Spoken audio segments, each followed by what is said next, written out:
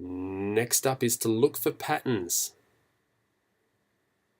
There are always reasons for anxiety, and whether that comes from internal stresses, so within the body, or external stresses. It is wise to look for the patterns that lead to that place of that yucky feeling of anxiety. So, as the researchers have shown, there is 4 kind of guideposts to look for along this road that often happens to getting to this place. One of those is thoughts. So cognitive behavioral therapy, CBT, you might have heard of, they focus on that. If you change the thought or change the behavior, so what you're doing, it then in turn changes the feeling. So if you don't like the feeling you're getting, the focus needs to be on changing the thought or changing the behavior. So try to identify what thoughts lead to that place of anxiety. Another one is the self-talk. So I like to think of that as the itty bitty pity committee in your head. We've all got a resourceful voice in our head that encourages us and pushes us to try new things that are safe. And we also have the other side, which is usually louder and more prolific. And like I said, I call that the itty bitty pity committee, which is always talking and dribbling. And that's a good thing to identify what self-talk leads to this experience. Another one is beliefs. So challenge the assumptions that you make about people, places, and things. Challenge the beliefs that you have about life and the process of it. A lot of this happens unconsciously. So trying to let this bubble up to the surface and be aware of some of the stuff that you take for granted, some of the things that you believe and that you assume can be a good thing in breaking this cycle of just zipping to this place super quick. You can get off the train about here and go, oh, hello, that's an interesting belief I have about blah, blah, and then evaluate that. Another one is images. The brain responds very directly to what it sees. That old expression, out of sight, out of mind. If you flip that around, in sight, in mind. So whatever you surround yourself with and the images that you expose yourself to can trigger this place. So that's the first step there. The second is consider if these are helpful or not. So are your thoughts helpful or not? Is your self-talk resourceful or not?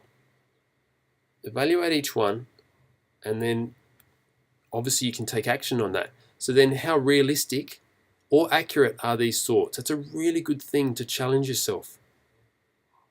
Quite often our thoughts can feel very, very real. But remember, your brain is a thought generator, and some of them are useful, some of them are not. And so it's good to be the judge and the jury and ask yourself, is that a very realistic thought? Or is that a very accurate thought? How do I know that that thought is true? Or are you doing some mind reading, which these are some of the ways that our thoughts cannot help us when they are focused around these things. So are you blaming yourself? Which we all do, but it's generally not resourceful at some point in our life. Blaming others just as much. So if you're pointing the finger, if you do that right now, you notice that the majority of your fingers are actually pointing back at you. So it's always good to look at what you can do and what you can change. Mind reading. I know that they think that I blah blah. So mind reading is very dangerous because unless you actually know what someone is thinking because you ask them, you probably don't actually know what they're thinking. As much as we like to think that we can mind read others, it's generally highly inaccurate. So be sure to challenge mind reading. They looked at me this way, and that means that they knew that I blah blah. Yeah, see, it's all mind reading. Jumping to conclusions. Some people get a lot of exercise in this arena. They do a lot of jumping to conclusions. And so definitely just watch how quickly you can make judgments. Predicting the future. Well, that one's pretty straightforward. Confirming your bias. Confirming your bias means that you are confirming your own beliefs without necessarily challenging them with knowledge. So that's well worth having a bit of a ponder about, whether you are biased or not. And also all or nothing thinking can often trigger us to this place of anxiety. So all or nothing thinking, the example here is everyone all the time, but there's such language as nobody cleans up when they blah blah, everybody thinks that I'm blah blah, yeah, so nobody, everybody, they always, they never, it happens all the time. And so you can challenge yourself, really, all the time? Everyone? Have you met everyone? I mean, everyone's a lot of people. You must have gotten around. Nobody. No one at all. Ever. At any point. Interesting. So challenge the thoughts that you have in your head. Play that little game to challenge that all or nothing thinking. These 3 points here, excuse them being sideways. If this was a hard copy, you could just flip that around. These are the 3 top ways to challenge poor thinking that leads to that place. So examine the evidence. Ask yourself, is there any evidence to support this thought that I'm having right now? Is there any evidence to support this thought? Or have I mind read, predicted the future, just confirmed my own silliness, etc.? Second one here says check for a double standard.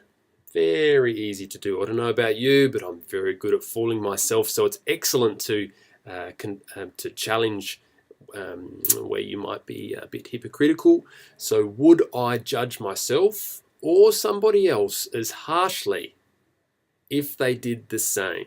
So whatever it is that's going on at that time, ask yourself, would you judge yourself as harshly if you did the same? Or would you judge somebody else as harshly if they did the same? And the third one here is to phone a friend to get external input, whether that be to get good advice, whether that be an expert, so an allied health professional or a medical health professional, mental health professional, or it could just be a parent, friend, someone older and wiser than you are, someone who has possibly experienced what you've experienced before and has moved through it. So ask someone who isn't biased, very important, won't just agree and be nice, which is a biggie, and is also trustworthy to check if you're jumping to conclusions. So examine the evidence, check for a double standard, and phone a friend.